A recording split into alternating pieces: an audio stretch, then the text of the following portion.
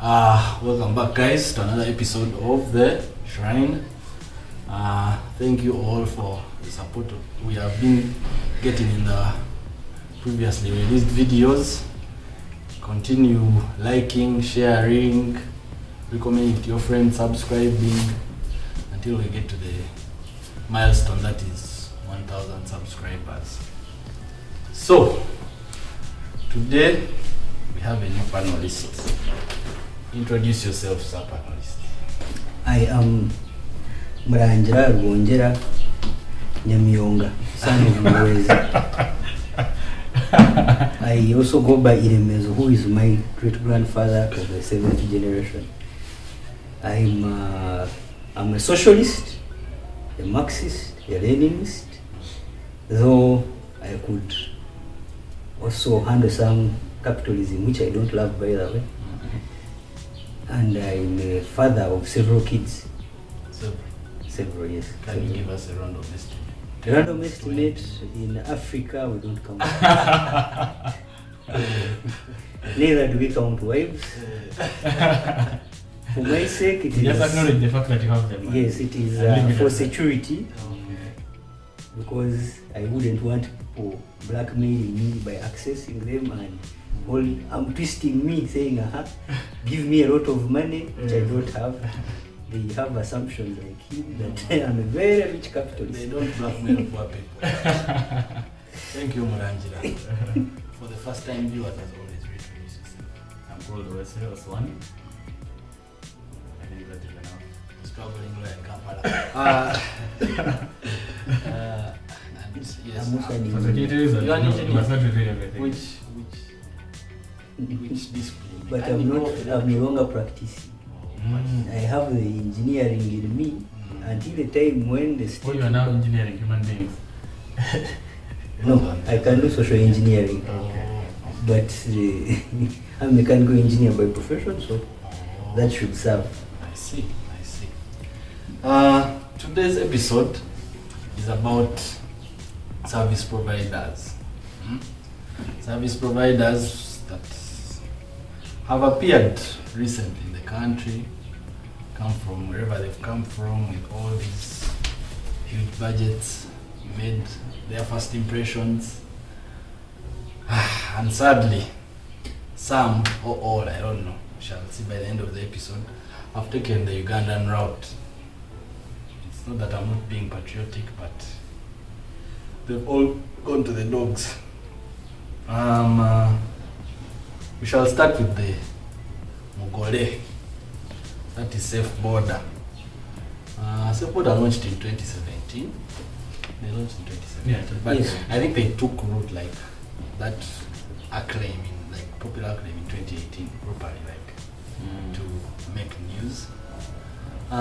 What were your initial impressions? Safeboda? My initial impressions about Safeboda was it was going to hit the market and provide an alternative to maybe a pre-existing oppressive system of transportation. Because I remember the first Safeboda I took gave me an alternative for a route, because I was in Nansana, Ganda, coming to Ndinda. Someone told me you can download the app and just register using your phone number, get an SMS, put a confirmation text, and you can move. So on acquiring the route, I was given a map, show where I am, show where I'm going, which I did. And when they showed me the estimated amount of money I would pay, it was 1,500 shillings. And the normal border from Uganda to Ntinda was around 8K. Who in Uganda wouldn't love that? I was like, you know what? This time round, we are going to fuck the capitalists. We shall bleep that out. This is children PG-13. So, that impression alone was a very good one. True. It gives you so much hope that you have an alternative. And that's why people run into it. Little did we know that it was more of an advertising stunt. But also the helmet thing, they really championed safety.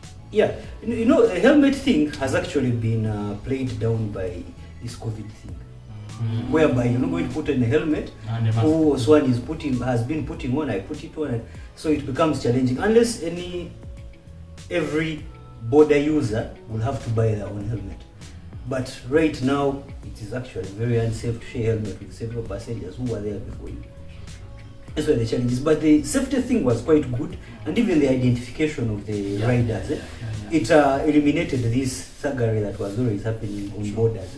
You get a border, he's unidentified, he's somehow concealing his number plate. But now, the number is on the helmet, another number is on the jacket plus the name. So there is really safety with the person you're moving with. So there's that impression that you'll get the security, and the security was there. So the impressions were actually good for a very short period, until now they realize we are done bankrolling and getting the catchment. We now need to start collecting our money. These days I've been saying that meme format trending of the red flags. If she does this, she does those things. If she does this, then they put red flags. So where did you start seeing the red flags from that 1-5 border? Okay, you see, the red flags actually didn't come in until later, where I had a one-on-one interaction with the riders. Actually, the red flags don't affect the users or the service consumers. It affects the service providers or those used by the service to provide the service. So it is like a hierarchy of 4 or 5 people. There are those top tier, then there is a middle tier, then finally we now have the man on the ground who is really giving or swan the service or save the service. So what happens is I interacted with the driver who was like, no, I'm leaving this. I'm no longer interested in riding for these guys. Why? And even some of them were on almost sit downs. They're saying I can no longer ride for these guys. I'm throwing out the helmet and the reflector jacket. Because one, Safeboda requires 15% on the money you make. So if you ride someone for 5k, that means you're going to lose something like 750. If you ride someone for 10k, you lose 1,500. You ride someone for 20k, you're losing 3k. It's not losing, it's actually taking back the person who has given you a platform to interact with the customer and yourself. Well, before you even go to the red flag, that platform alone was a good impression to start with. It gave a platform to people who didn't have the alternative of penetrating the bureaucracy of riding anywhere in Kampala or its metropolitan. Because like in some places, like in Tinda, buying a stage, just getting a stage where to put your border. You've bought it, yes, but just to get where to ride it, buying a stage will require like 1M, 1.5. Hey. Yes, you don't just go and put your border there because you have it. No, you have to get a stage, register with the chairman, and pay and be a member of that stage. So that one eliminated that thing for people who had little capital. You go to Tugende where they give loan borders. You get a surety like Oswan who is very rich. They are that man. So they give you the motorcycle. They tell you Ninja every week bring 60k for 2 years. So a motorcycle that would cost 4M ends up costing about 6.5, but you have it anyway, which you wouldn't have with your capital on your own. So you go to Tugende, you get a border, you come and register. Not advertise for Tugende, but continue. No, I'm not advertising for like we are talking about Safeboda. But I think now there are many other people doing it. Yes. Okay. Yeah. I'm just giving an example. Even myself, I think it's a lucrative business for a capitalist, who I'm not anyway. So you go buy your 2,000 motorcycles from China. You tell the Chinese, I'll pay you after 1 year. They give you the motorcycle. Who's looking for market? You bring them to Uganda, register them. Tell people, me, I give you a motorcycle. You give me 60k for 2 years, or you give me 89k for 1.5 years. So you realize if you're giving someone 89k every week for 1.5 years, that's about 7M. So you have an extra 3M on the motorcycle you purchased at around 3M also, and then you put some taxes and stuff. So it gave that platform to someone to obtain a motorcycle without capital and get a stage which is just on your phone and register away, just give your national ID. So you're not now buying a stage, you just have to roam around Kampala, get someone booking it. So that was a good impression for anyone. Maybe these people have just jumped out of campus, you don't have what to do. If you can get your hands on a motorcycle. So you say you saw your red flag on the riders. Yes, the red flag. Me have to tell you, even us, the consumers, where did they, okay, me personally, where did I see the red flag? They launched a product called Safeboda food. Oh my god. No, actually, the red flag, I was also coming to that, where they had to introduce other products to increase their base for profits, because in transportation alone and package delivery, it wasn't really making, because they even now vend airtime on behalf of other networks.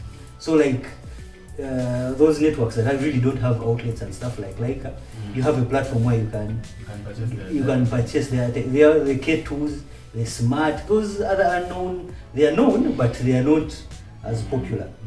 So they gave that platform obviously to make money, because I don't think you're vending airtime without a commission on it. Yes. So that we can only go to that red flag. It only came in when they realized that transportation wasn't working. And why was transportation failing? Because of the remuneration of their riders. Remember, you pitting a rider, it's like Nyerere said, you cannot get a lightweight boxer and put him in the same ring with a heavyweight boxer and you expect them to compete. These people are established, they have stages, they make their own bargains with the last consumer. They say, me, I'm taking you for 10K, and you either give me the 10K or I don't take you, I have an option. But here, we are eliminating the bargaining power from the person who is actually delivering the labor. You are somewhere in your office in SC, bargaining for someone who is actually enduring rain, sunshine, who is servicing his motorcycle, buying fuel, and you're determining how much he should sell his product for, simply because you gave them a platform. And for giving them that platform, you're cutting some 15% from them. Kids were not happy. They would be like, no, I would rather lose the 1.5 or the 1M and buy a stage where I can bargain for myself than be on a platform where some third party is bargaining for me and deceives me that he's going to deliver. There's those incentives they normally give, working airtime, those bonuses. And another thing, these guys were complaining that those bonuses would be scrapped off if one of your customers gives a negative rating of you, says that this guy did something wrong, or if a customer cancels a ride, even if you've just delayed on arrival or something, without them first interfacing with you, asking, Oswan, what happened? Why did this customer have to cancel? Or why did this customer give this negative review? You're not getting the side of the rider, you're only getting the side of the customer. So where the red flag really came in was where the platform providers are really focusing on the customer and not focusing a lot on and ignoring the riders themselves. So riders began falling out. So if you cannot maintain the people, who says this? Warren Buffett. If your workers are happy, you don't need to make the customers happy. The workers will make the customers happy for you. But if you try to individually make the customers happy, you're likely to exploit the riders. So riders began falling out. You find someone having a helmet, but he has like rubbed off the number, and he's riding his own things. So that punishment reward system that Safeboda had was a very big red flag to the laborers. You see, if you're trying to build a labor base in any economy, whether socialist or capitalist, because the factors of production are the same: land, labor, enterprise, and capital. Safeboda had the capital; it was also enterprising, and the land was really there. It's Uganda; it is there. So we are now looking at the labor which is trying to do the actual work for them. They are not looking at the labor, because if you ignore labor really, you're just going to get messed up in the market sooner or later. And two, another red flag was that the platform which they offered, I'm also still looking at labor itself, eliminated or disenfranchised some people. For example, you wouldn't, one, it looked at the metropolitan area. It didn't penetrate further into the rest of the country. So, Sale from Fort Portal, with the interest of rain, he has to come and relocate to Kampala. They had plans of explore. And why do you think they haven't come through? Maybe COVID. I don't know. Maybe by the COVID. You can blame COVID. I have to ask. You've driven it for the labor. me, I'm going to stick on the consumer side. I don't know much about the riders. There were allegations that they were selling data. Did you guys hear about that? Who was selling Yes, data? yes. I think it was in the monitor. There was an article about it in the Selling data from which? Like users data. Users data. They had users data. So if now they can sell the information of this Murangida. Yes. In the on Monday went here, went there. So if they are tracking, but even if we don't just go to Safeboda, let's look at all fintechs. All fintechs and social networks. That is their biggest market base. Or like commodifying We are data. focusing on Safeboda, please. Yes, and you do, what do you expect? It's like saying in this room we have men. It's not a surprise. They are only men. So if you're entering a business where they commodify data, what do you expect to? We expected them to make money off the 15% that they are charging the riders. If you've said it was exorbitant, so why were they happy with that? The 15%. We didn't sign up for them to sell our data. What was the yes. Like I've said, Safeboda food. That is one of the worst products that has ever hit the Ugandan market, I have to say.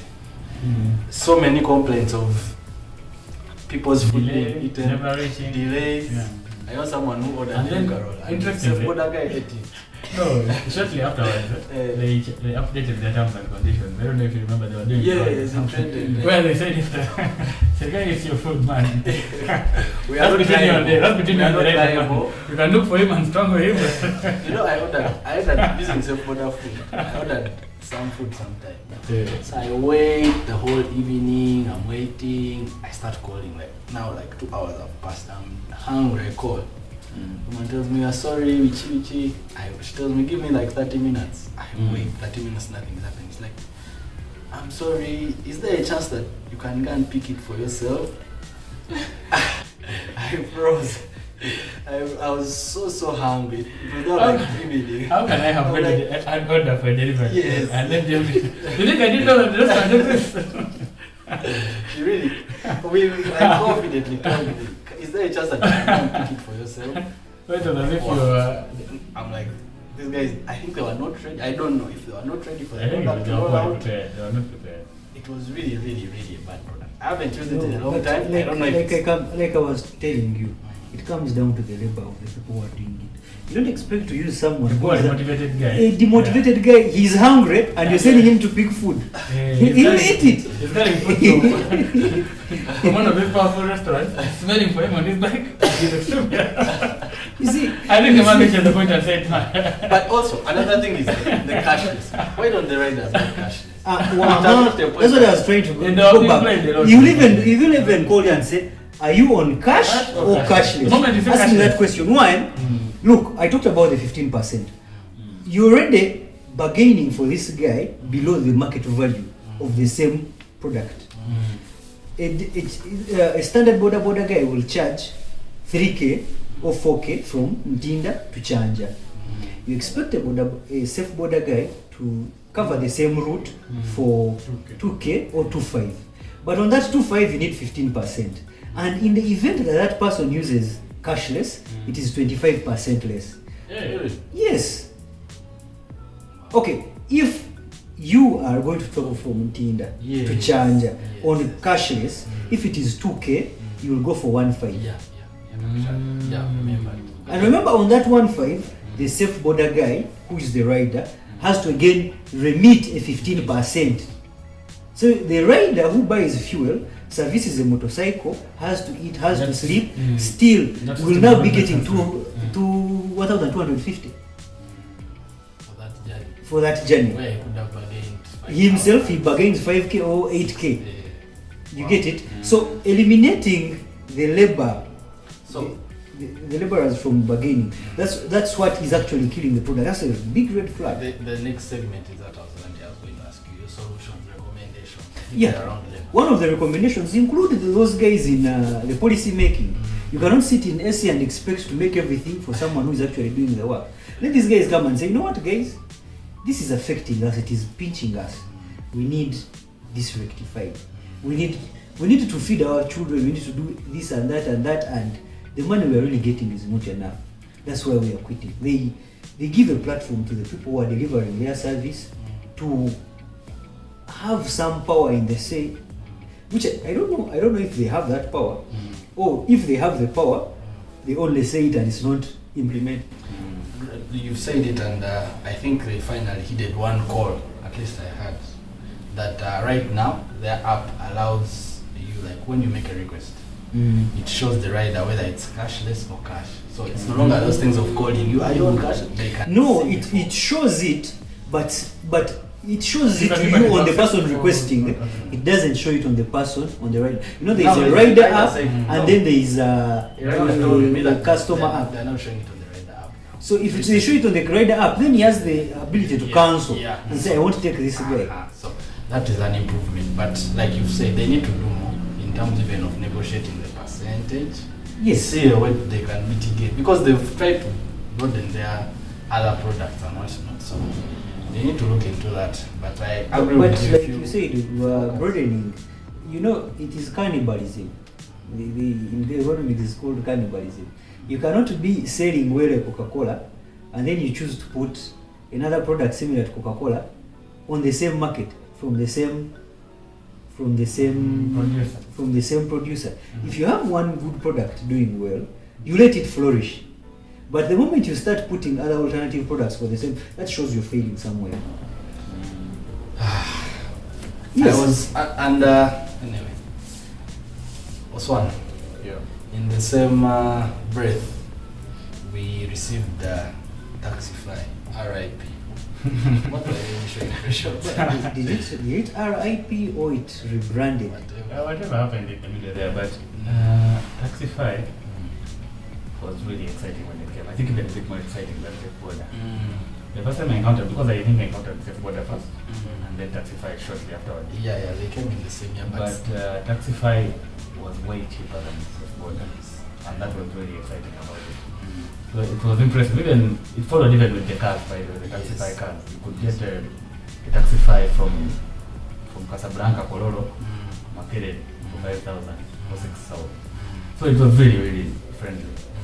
But I think also it must have had similar problems like the ones you have pointed out with Safeboda. They must have had a problem of not focusing on the labor.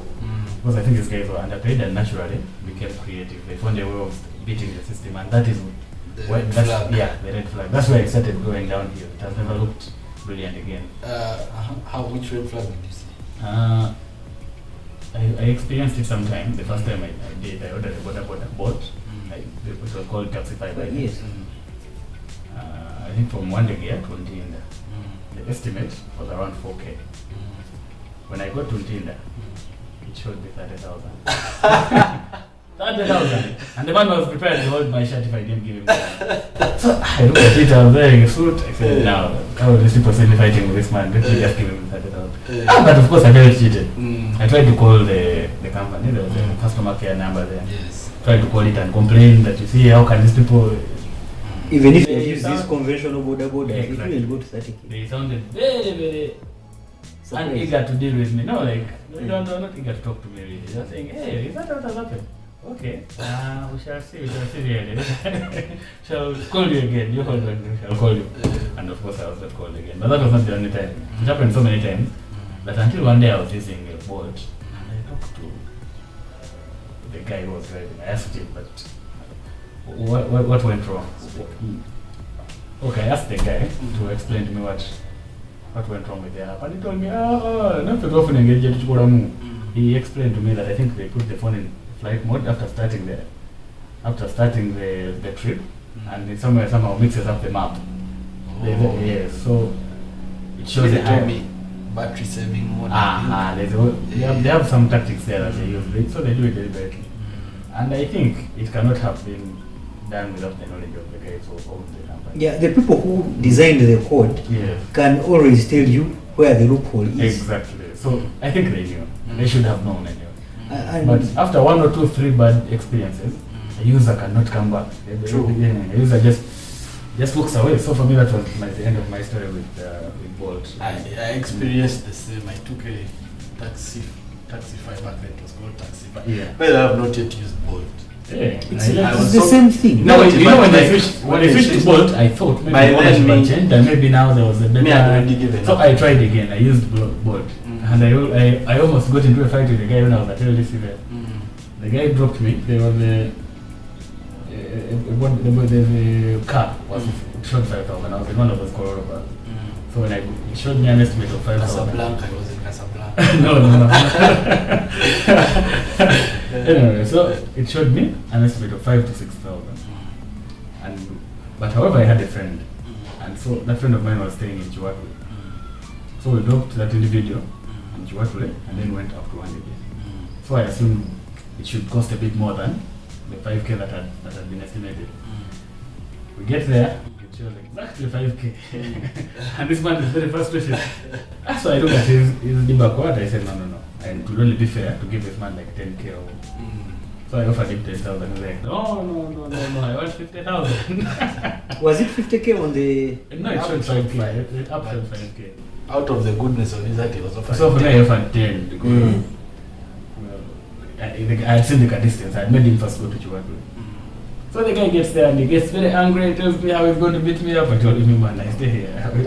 You really think you can come and beat me from my because I was telling him, get up with our yaya, Masimu, and so we disagreed. I offered him the 10K, but because of the way he had acted, I withdrew the offer of 10K. Also, I told him, now I'm giving you the real 5K. If you don't want, please attempt to beat me. Because the man was frustrated because he was of a smaller stature than me, so he was a bit intimidated. I gave him 5K and I walked in. I told him, man, go and complain to what? To the people who made the app, the people who employ you. Because me, I'm not the one who does the calculation. Yeah, but so you can imagine how whether or not I called Bolt again if I wanted to move somewhere. Of course, I abandoned them. I moved back to Uber, which was slightly more expensive, but at least rely. If Uber tells you 10,000, most of the time it will be 10,000.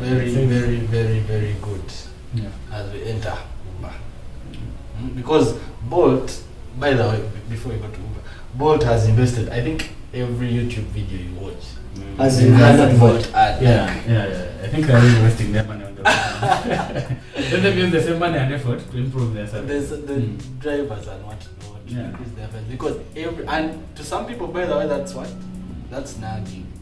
I know You people cannot who- be in people's faces. I know people who have, yes, like, for example, Jumia. I know people who have said, I can't use Jumia because they spam me on every advert, every video I watch. There's a Jumia advert. Actually, every website you visit, There's some you people will, that actually that's what happens.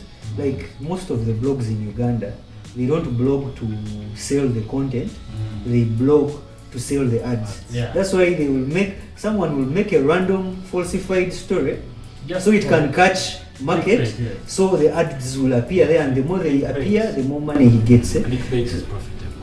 Yes. Guys, support us and before we start also clickbaiting with these funny topics. Yeah. Clickbaiting. We shall also start. Do you know the wealth of Bebe Cool? Yet it's actually those guys, no, busted. Yes, But you McKinley know- VC nudes leak. Red Pepper was the original clickbait. They did clickbait in print. But You know they were the first. But it was print bait. That were what? That's why it's stapled. So they give you a very exciting headline. I remember one of the headlines I counted was 100 shocking secrets about Kainerugaba was revealing. I said I've already wanted to know about this individual. So these guys are finally let the cat out of the bag. I quickly paid and went home with my copy of the paper. So I get there and I open. What? And the first secret was that he went to smack. the second secret will be he married that he goes to Tessa as Salam well. Mzee. I was very offended. I said, no. I said, no, I'm the fool. I realized that I'm the fool. The story doesn't tell that after getting disappointed with the secret, he read the hyena. He read No, that boy. that was done. I have to skip. He read that boy. And the man was pursuing purity. So, as we were saying, now moving to Uber. I think Uber was the first before Safeboda. Before this, yeah. It came in 2016. Yeah. But also it was, and it did the groundwork, by the way, for these other guys. Because, Ugandans... they Actually, didn't most people just really imitated. Yes, they didn't trust, that whole thing of the guy has come and you know, you can just get a car from your phone. It sounded alien to so many people. What if he just steals my money or what? It sounded very alien. So Uber did the groundwork. What do they say these days? It crawled so that they can fly. The others could fly. Yeah, it crawled so that the others could fly. It did the groundwork, but It gave us an understanding of this already. yes. The exposure. I remember during that time, another company came, it's called Mondo Rides. Didn't even spend, I think, 6 months in Uganda. Like, so many came to capitalize on Uber's market. And but Uber itself, what were your initial impressions? I knew Uber would survive. I had all that feeling. One, because these guys had someone who was able to bankroll them on profits made in another capital market, which these guys don't have an advantage of. Safeboda is indigenous. You're not going to find Safeboda in Somalia or wherever. So if they are making, They tried Kenya, but I think they rolled operations. They closed operations. Yeah, they did. yes. So if they are making losses in Uganda, they can compensate with profits in the US while they are creating a market base in Uganda and pleasing both their laborers and their service consumers. I think that one gave me a view of their likelihood to survive. And secondly, it was foreign. You know, most foreign things have that grace.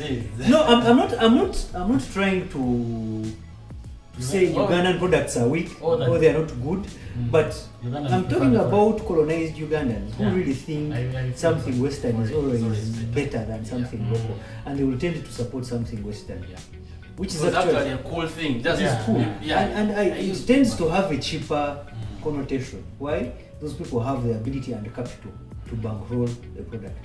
For example, even if we went to fabrics, you'll find Natil manufacturers using local cotton and local products, providing market for local jobs and everything. But when they put out a white shirt made of 100% cotton and they say this shirt is 50k, someone says no, because there's an alternative from China which is at 20. Some of these guys who are surviving in the fintech market, it is just about economies of scale. And in our Uganda, how many people are using the internet?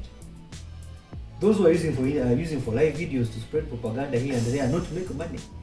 You get it. So if you look at the product penetration of things using the internet, I think it is they are 9 very million, small. 9 million. If you're talking about 9 million, are they all located where the product is? The product is within Kampala. And how many people? Remember? Yes, okay, they may be all here. Okay, let's assume all the 9 million are within the Kampala metropolitan. There is always loyalty. I'm not going to have one who has a stage just up here, riding a motorcycle. He has been here for 5 years. I abandoned him for one Uber. You know him well, but you even know his mother. His home, and you know his loyalty. There's always that pre-existing loyalty to the other conventional riders that you can't just break. Uber also, when it came, I think it didn't know the people it was dealing with. Every time you would cancel them. That issue of cancelling. Yes. I think also, You cancel a trip, it doesn't cancel. It cancels, but they give you a fine. The next time you use it, they add it to your fare. Yes. That one also first churned some people. Yeah, you know some people walk away because of that. And you know, since the economy is small, these ones have 4 apps on the phone. He first puts the thing in Uber.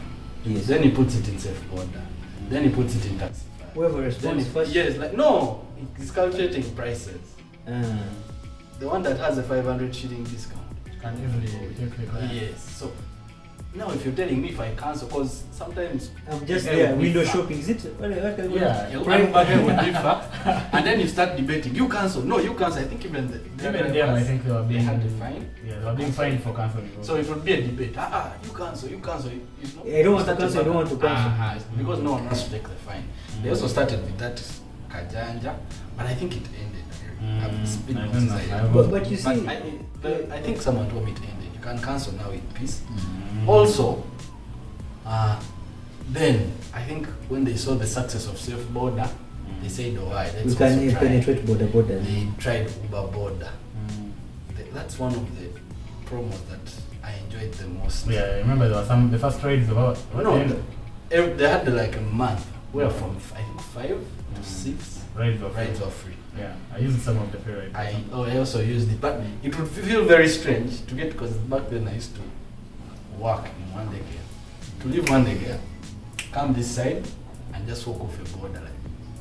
Just walk out. At least give him I also used to feel guilty. Yeah, like sometimes I'll give the guy like 1K. Yeah, even they are like bad. Don't you feel guilty? But when it went on, they now started playing on it also. The border guys. Yogenze kati Yogenze. Yeah, Yogenze what you on the thought, yeah. But even after doing all this, Uber border 2-3 years down the road is nowhere. I don't know. It's very penetrated. I think they didn't fully understand that part of the market.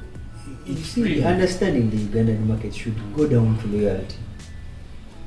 You see, yes, you're giving a platform which is secure for me to interact with a random stranger, but on how many circumstances are you going to need a border from a stranger? On normal circumstances, when you need something, you interact with guys you know. I also have borders I know whom I'm going to tell. Oriwa says, I'm around in Tinda. We don't get later videos amata. Come home, Central Sunday or Nezizo, and the money for the transport. And he does it. Why would I need Uber? I already have that existing loyalty with the people. You get it? So you have to create a platform where the people who are... Not even you've traveled up country, you can call him to take things home. Yes, I'm not around. Yeah. You will pay him when you return. Yeah. Even when I'm broke, I know a border whom I will tell, I want to go to work, take me when I get money to a sorting. You can't have that kind of platform, that interactive platform with Safeboda, Uber and whatever. No. That only exists on an interpersonal relationship. So they were only exploiting one loophole, a loophole of strangers. But also, those guys would be more expensive if you're... Yeah. You get it? The guy whom you can send to your home, you feel guilty giving him, over bargaining even. Yeah. Because you feel, man, this is the guy who sometimes carries my food. If I over bargain, maybe he'll get motive to one day poison me or something. Uber, into the red flags thing. I don't know, somewhere I think, competition does that to people. You come with your high standards, but since there's competition, you're hearing. No, you see the way the competition is doing it. Yes, for them, for you, you take 3 months to train someone, for them, they're taking 1 month. So you start compromising on some of your standards. Because now you started hearing cases of Ubers trying to rob people, Ubers trying to sexually assault women. And I heard of those. Actually, it was again once in Kenya. There were so many sexual assault cases. About that, they failed to eliminate one loophole. Like I'm told, some taxis in Japan and China, they are fingerprintable. You get it? It's the rider, the driver can always biometrics. Yes, but here I can have your phone as sale and accept a ride. Actually, I personally have driven an Uber for Survivor and stuff. I have a car, so when I'm free, I can drive people. But then you also have a friend who says, man, Chiribubi, Pamumotokayo, I survived. But this guy is using your app, your name, your everything. The only difference, even when you order, the number plate that will come, right, but still show my name. Yeah. But then the person who shows up is entirely different. Sometimes even a different car. You get what I'm saying? And a different so number plate shows up. That kind of loophole allows for me to sexually assault them because the identity isn't mine, the car isn't mine. So I can do the bullshit I want and still get away with it. Yeah, so that kind of loophole. So what I'm thinking, if Uber had tried to set standards that a specific driver is tied to a car. So even if we are 3 drivers with different apps driving the same car, when my shift or turn comes in, they will say now it is Aswan in checked and confirmed that it was Aswan was driving. Oh, it is Aswan now in charge. Yeah. I think your idea, we don't need to even put fingerprint scanners in cars. These days there are phones that have fingerprints. Many phones, you understand? You can put it in your app. On your app, yes. To accept the right, you put it. A biometric. Yeah. So when someone orders for you to accept it is your biometric, then they say no, the person who accepted is so and so and so, regardless of which car it is. Yes. So it is entirely up to you to put in the plate of the car. Yeah. But now all they had done is tie a driver to a car, and that's all, which can be manipulated. Yeah, we played around with it so much. That did some PR damage to them. Yeah, that did some PR damage. But you see, you look at the society you're operating in. Like I said, if you enter this room looking for men, you will find men. You come to Uganda, which has thieves, it has rapists, and the same people are the ones doing driving. You cannot complain that government is corrupt. Those people are not from Kenya. They are voted out of our population, so it is everyone here is inherently corrupt. Because not you man and the tips and everything. You have braved me before, and he has evidence. That is going to be edited. No. So this is a corrupt man. No. Okay, when it comes, you're incorruptible, but you choose to corrupt people. So corruption is from you to others, not from others to you. Okay, it is the society we live in. The character of the people that are being hired are entirely from this society. And also, even the precautions they took, they are not foolproof. If I go to Interpol right now and I pay the 50,000 shillings, in a few weeks or so, I will have my certificate of good conduct. But it doesn't really mean that I'm a good person. No, but you see, what the certificate of good conduct does, they are not looking at your goodness here. They are looking at your criminal record. But I just don't have a criminal record. I may have been a thief who has never been arrested or convicted, but I'm a thief. If I'm arrested in Uyende, I stole a goat, and I come to Kampala, can Interpol know that I had a... You see, there is what they call a CRB, a criminal records booking at every district. For every criminal case, but I also know that some cases don't get to the level of CRB. After that CRB, unless we are talking about major cases, after the CRB, there is always a collection of the region and everything. They are uploaded on the police database. They are there. So we actually have the database? Yes, it exists. Back then it was analog, now it is extremely But there are police stations you go to. And there's no computer, it's... Yes, what I'm trying to tell you, when a case is entered in an SDO, station diary, it will have a reference that number 1 of the 7th of October 2021. Another celebrity came here and reported a case of assault against so and so in this place at this time, blah blah blah, and that is recorded. When that is recorded, that record goes on record. It will depend on two occasions how far it will go. If one, they secure the suspect, arrest him, produce him. Okay, the file is produced by RS, everything, they produce him before court and convict him. The moment they secure a conviction, that record is looked.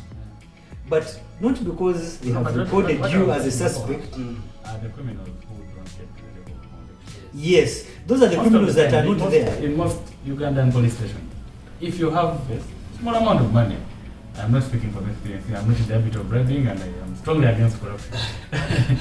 But I know this because I do research.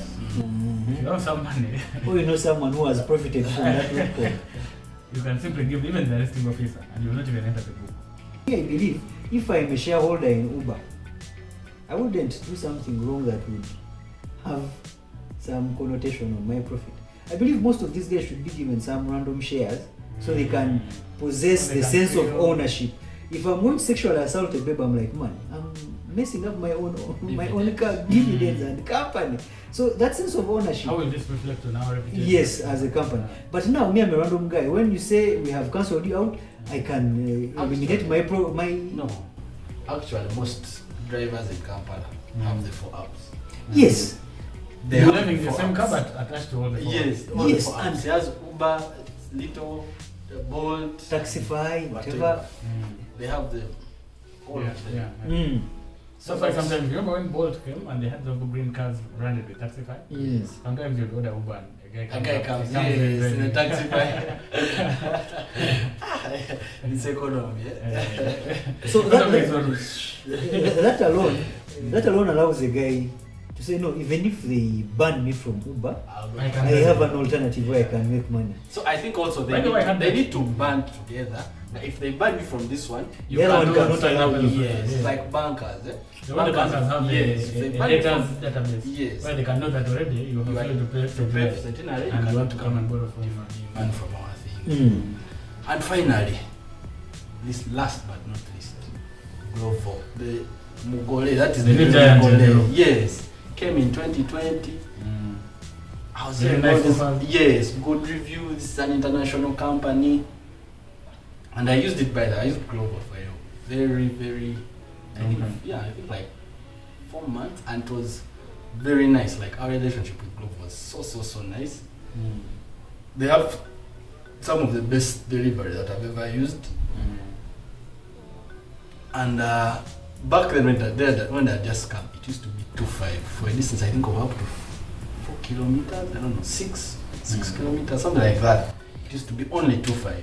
So I would get things shipped around from anywhere in Kla, I would get stuff from Rosita to here, and they would only charge me 2.5. Wow. It was so nice. Then I was really shocked. They just one day woke up and increased their prices. No communication, nothing. They increased their prices. I'm like, okay, let me bear. I think they first moved it to like 6K or 8K. Did take even took even a shorter while this time. They moved it to 10K. No communication whatsoever. You just wake up, you're loading something and you're seeing 10K. Yes, like for the same distance you've been paying 4 to 5. So I'm like, you guys, at least have the decency to communicate. And that's why you see the thing you said of Uber, even the smallest thing they would communicate. You know, if you drain and they would send you that message, our fares are going to go up because of jam, rain, exactly. Like even the smallest thing, Uber would communicate. Enter Glovo. So one day, I wanted to ship, I think, a laptop from someone. So I put in everything. Like in the part where you put in, there's the text box where they ask you what are you going to ship, what item are you going to ship. There's a placeholder text that's there that says, are you tired from work and want to drop off over your laptop before you can head out? You understand? This is the example they've used. So I'm shipping a laptop. I'm already put up, I've pressed send, like, so that they can find me a rider. I get a call, hello, we don't ship laptops, so we are going to cancel. I'm like, oh, okay. They cancel. Guess what? That was a fine on me, 10,000 that I have to pay. In their app for itself, something where they have they're saying, example. yes, they've used it as an example. I've ordered it, they've cancelled, it's not me, and now they're telling me, you have to pay. I was like, what is wrong with this? Like, you could stomach that right now with no communication again. First of all, Glovo doesn't have like a number you can call. Yeah. They don't have They don't even have an email attached to their sockets. Yes. It's not. The number that So called you me can- to cancel was from France. It was like a weird country code. Yes, a person with a funny accent. Actually, even if you try to look at the I tried IP, to go even if back. you send a ping, you like on your laptop and you ping, you know a ping, you trace route, you know that you send a trace route, then you go to time and try to look at the IP addresses where it passes. This thing normally ends up in Spain. So literally, we are being served here using Right. some servers in In Spain. Spain, like, They may not And even have customer very- care is Actually, only I'm in I'm Uganda. telling you, someone called with a very funny accent, funny European accent. Oh, no, we don't ship after that. I'm like, okay, they cancel, they're telling me to pay. There's no number I can call to vet. I'm like, you guys. I send them a message, I'm like, I want to delete my account. That's when they say, oh, we are sorry, okay, don't pay the fine. I'm like, what is this? So, again, I update my app. I'm trying to ship something. I try to put, usually there are 3 payment options: mobile money, cash, or card. Usually I pay with cash. I pay cash. It fails. Payment option not available. I try mobile money. Payment option not available. So now they want bank details.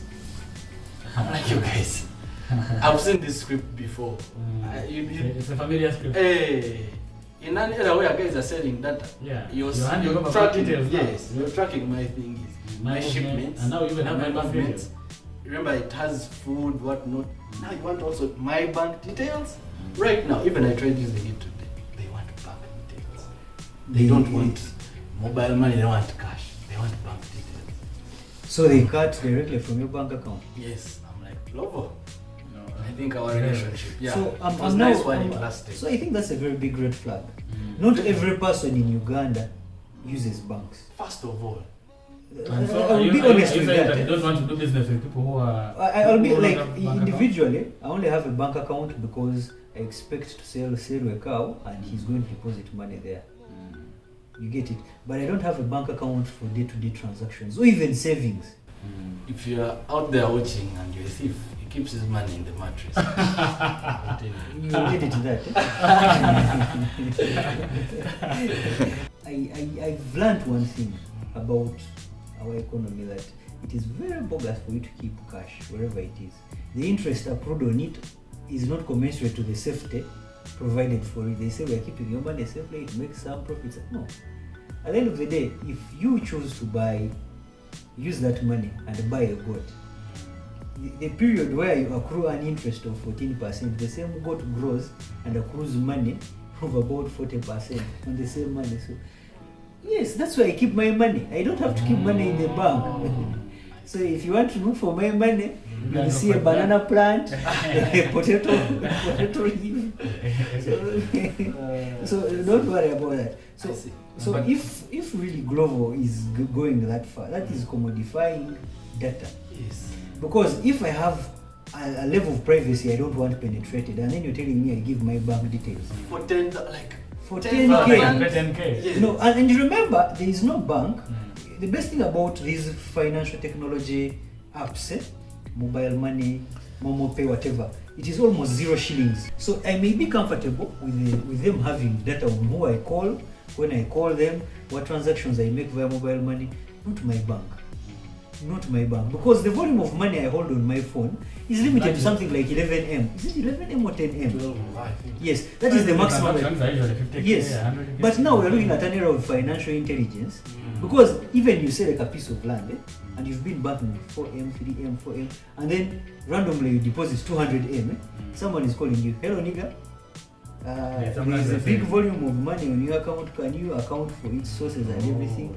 And sometimes we even invited to go and show, you know what, this is the transaction details. If there's anything above 20 million. Yes, they have to know how you got it. Then you have to explain So to them. now, if I have to release such secrets on how I'm getting my money because it is going through the account, what will happen if I have to buy a meal and it has to go through my account? If I just obtain, you see, one page of, what do they call it? This statement, bank statement. One page is 15K. Now imagine Glovo, you're eating food on Glovo for a week. If you want a bank statement for with a statement of some transaction 2 months ago, you'll have to pay about 150K to get 10 pages because Glovo has been piled up. So many unnecessary 5K. Yes. And remember, there is no charge, no bank account that is going to allow for any bank charge below 2K. Of course. Yet with Momo Pay, it is zero charge. Yeah. As long as I'm paying a service I'm getting, go. No charge. So that is a very big red flag. And actually, they took me back to Safeboda delivery. That's how bad it is. Because I had sworn never to use Safeboda delivery. But Glovo, with wanting to steal my data and other people's data, because that's the way I'm going to put it. I think that is. You want to steal my data. Why are you making me use 10K? And you want to But you use use a on your bank account. I think it is like Yet you can even get cash on delivery. That's what I was always using. So, and why don't you want to use mobile money? Why don't they want mobile money? They really want your bank. Well, it's the easiest. No, it was the biggest. but you see, It was the you biggest. guys, I could forgive them not having customer care. I could not having a number to call, increasing their prices without communicating. But that was a deal breaker for me. I said buy Glovo. So they need to check themselves. But sadly, I don't. There's no person to talk to. Yes, I don't even know if they have a they don't have even a Ugandan PR, I think. Do they have It's a shadow an company. address here? It's a very, very. I've not seen any. I don't know. Even if you go to their website and look at FAQs, the most asked where can we find you? Yeah. And there is no answer for that. I think they're not It's not like whoever is watching, you have your phone, look for Try it for Glovo, yourself. look for their website and see most questions from Uganda. Contact, Yeah. where are you located? And it is not there. I think it is not by mistake that these guys are chosen to be shadowy. It's very shadowy. No, they want to exist like They wanted Ponzi to rope. schemes. I think they wanted to rope us in. Initially. But now they They thought tease they you had us. with low prices. And then you, No, like delivery 2.5. Yeah, that's what I'm I used to saying. ship stuff for 2.5, and everyone would ask me, wow. But even then, by the way, every YouTube video you watch, Glovo was also Glovo advert somewhere. yes. No, It's but Glovo, Bolt, and Jumia. I don't know their Alibaba. markets. Alibaba, Not so much. not so much, but- but those three. But I'll be honest, most of these ads we get are tailored to what we normally purchase. I don't know how these guys do it. You know, If the I- guy who told me that, man, these people are watching us for some, because the guy, Yes. he got some 80 million from NSSF. He had been saving for some time. So I think he joined government. When he joined, they give you your NSSF money. The next day, he started getting adverts of land. Land and cars. Yes. How did they know that he had got money? But by the way, I sit and think, that's why I'm talking about commodifying of data. These guys access our data and use it to tailor adverts towards us because we are a potential market. Because, for example, I visited some big salon here in Tinda because I was going for a wedding. Usually I go for 2K, 3K to remove my keratin, my keratin from the head. So these guys worked with me for around 50K, scrubbed my face, my fingers and everything. So they asked me to fill some whatever it is and rate their service and stuff. So they even have like some like those things in banks where you just put in stuff and then so I fill and put it there. You know, they know that on all my social media accounts, somehow these guys will pop up. And even my mutual friends, my followers, they be like, it randomly happens. If I go to like a YouTube channel and I subscribe and watch 3, 4, 5 times, on the 6th time, you will see the advert coming up. And you want to tell me they are not using the data I gave them. Now, what about these guys you're giving data about whatever it is when you are buying something? Telling them, I'm in Bogorovi, find me here, I need this food. So they say, this guy is a vegetarian. We want to murder him, give him cabbage.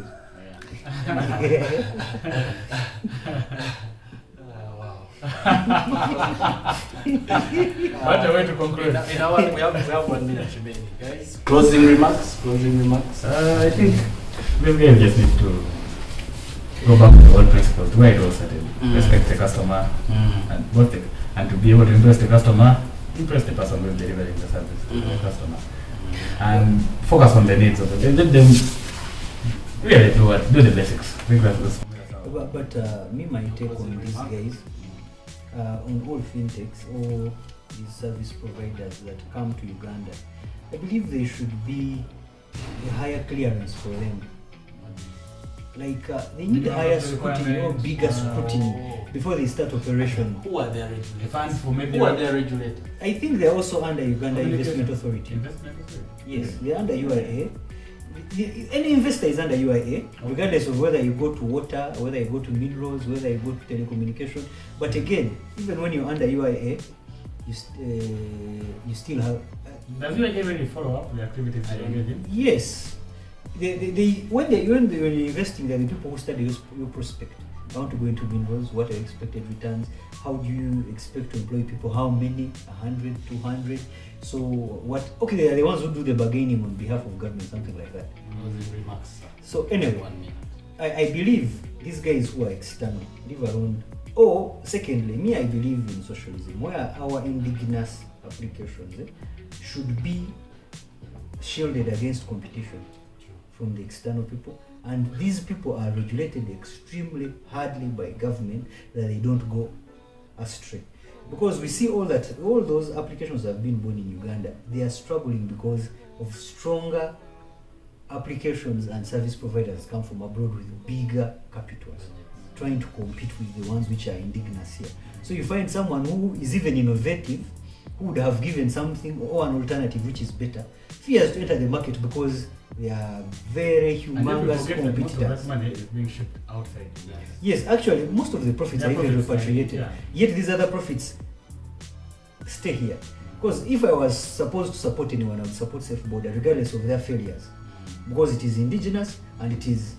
The story of Safeboda's indigenousness is one for another day, but it would be a better option. Okay, it's the most indigenous. Yes, the most indigenous. So in any case, I would support something indigenous against something external. True. I would, and the government should watch these guys and support them until they run afloat, and then my competitors can come in. My closing remarks, I've had a myth. I don't know, it's an urban legend. That there's a boy who did Safeboda before Safeboda. But you know how our innovations are, is like you say, you have no capital. So he did it in back then. I don't know if you guys remember Windows phones. Yeah. So Windows, Windows came back then, even when I was still in campus. Actually, Windows came and like was throwing all these competitions around who can develop. And applications, those decathlons, those codathons. Yes, hackathons. So this guy did this thing, but Windows would restrict you. You understand? If you win their hackathon, your thing has to be on only Windows. It couldn't beat Android or or iOS. multiple platform, and they would lock you in. So I'm told the guy did it. Of course, no one had Windows phones. Like the number of Windows phones just kept on reducing, and he was locked in. Remember, he's now employed for a tech company somewhere that I'll not mention, but that's how the innovation died. So we need to support our innovations. Otherwise, guys, that's been a great discussion. Thanks for coming. Don't forget, guys, to subscribe, like, and comment. Otherwise, we warned you. We shall start clickbaiting you. Baby Cool's death was revealed. Peace.